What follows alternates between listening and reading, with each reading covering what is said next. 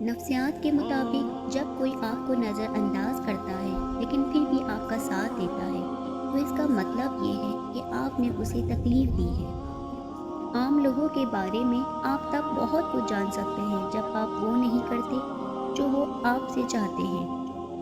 زندگی کی بہترین اور خوبصورت ترین چیزیں وہ نہیں جنہیں ہم آنکھوں سے دیکھتے ہیں یا کانوں سے سنتے ہیں، بلکہ وہ ہے جنہیں ہم دل سے محسوس کرتے ہیں۔ اگر کوئی شخص روتا نہیں ہے تو وہ اندرونی طور پر کمزور ہے۔ صحیح لوگوں کے ساتھ غمگین رہنا بہتر ہے بجائے اس کے کہ غلط لوگوں کے ساتھ خوش رہا جائے۔ روزمرہ کی زندگی میں زیادہ تر جھگڑے آواز کی غلط ٹون کی وجہ سے ہوتے ہیں۔ اگر آپ کو کسی شے یا انسان کی غیر موجودگی میں وہ شے یا انسان نظر آنے لگے یا تنہائی میں جب آس پاس کوئی بھی نہ ہو آوازیں سنائی دینے لگے تو اس عمل کو ہیلوسینیشنز کہتے ہیں۔ وہ لوگ جو ہمیشہ ہنستے ہیں اور بہت زیادہ بولتے ہیں عموماً رات کو اکیلے روتے ہیں۔ ایسا شخص جو پرواہ نہ کرنے کا دکھاوا کرتا ہے اصل میں وہی سب سے زیادہ پرواہ کرتا ہے۔ روزانہ قرآن کی تلاوت کرنے سے ڈپریشن ختم ہوتا ہے، دل کو سکون ملتا ہے اور انسان مایوسی سے باہر نکلتا ہے۔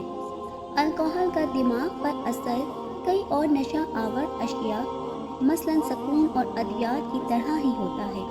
اگر باقاعدگی سے الکوہل پی جائے تو وقت کے ساتھ ساتھ اس کا اثر کم ہوتا جاتا ہے اور مطلوبہ اثر حاصل کرنے کے لیے اس کی مقدار بڑھانی پڑتی ہے۔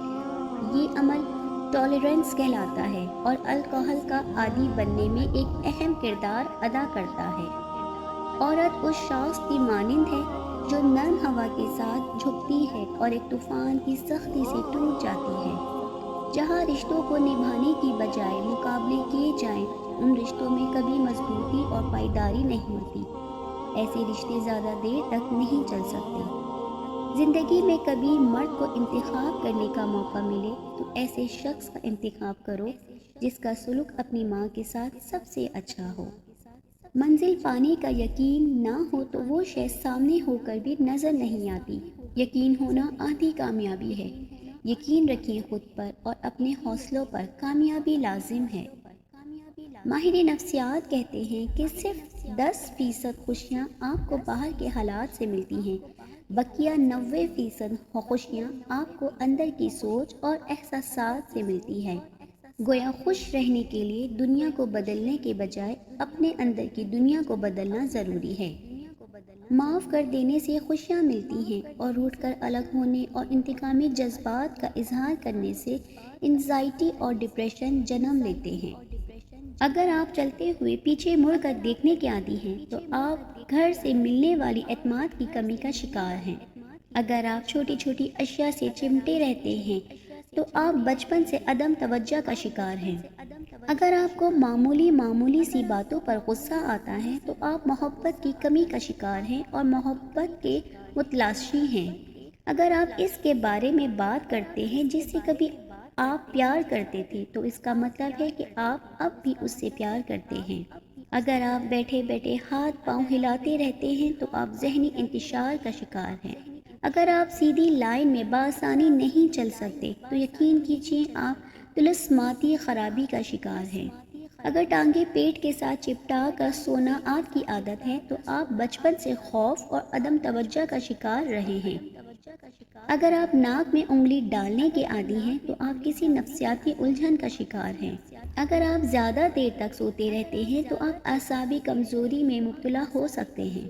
جو لوگ بہترین مشورہ دیتے ہیں وہ عام طور پر سب سے زیادہ مسائل کا شکار ہوتے ہیں۔ جو لوگ عام طور پر بہت اچھے ہوتے ہیں وہ اندر سے اتنے ہی زخمی ہوتے ہیں۔ جو لوگ دیر تک جاگتے ہیں وہ زیادہ تخلیقی ذہین اور زندگی کے فیصلے میں بہتر ہوتے ہیں۔ جو لوگ اپنے کام کے دوران دوسروں کی مداخلت پسند نہیں کرتے وہ زیادہ اچھے ورکر ثابت ہوتے ہیں۔ جو لوگ بہت جلدی سے آپ کے ساتھ دوستی کرنے میں کامیاب ہو جاتے ہیں وہ اکثر آپ کو دھوکہ دیتے ہیں۔ جو شخص سب کو خوش رکھنے کی کوشش کرتا ہے وہ اکثر تنہا رہ جاتا ہے۔ جو بچے جلدی بولنا شروع کر دیتے ہیں ان کی یادداشت بہت مضبوط ہوتی ہے۔ جب آپ مسکراتے ہیں تو آپ کی توانائی کئی گنا زیادہ بڑھ جاتی ہے۔ جب کوئی آپ کا نام پکارے اور آپ فوراً جواب دیں یا سن لیں تو یہ صحت مند دماغ کی علامت ہے۔ جب آپ کسی سے ہاتھ ملاتے ہیں تو اگر وہ شخص آپ کا ہاتھ فوراً نہیں چھوڑتا تو سمجھ لیجیے کہ آپ ایک بہت پر اعتماد شخص سے مل رہے ہیں۔ جن لوگوں کی سونگنے کی حس بہت اچھی اور تیز ہوتی ہے ان کا دماغ بھی تیز ہوتا ہے۔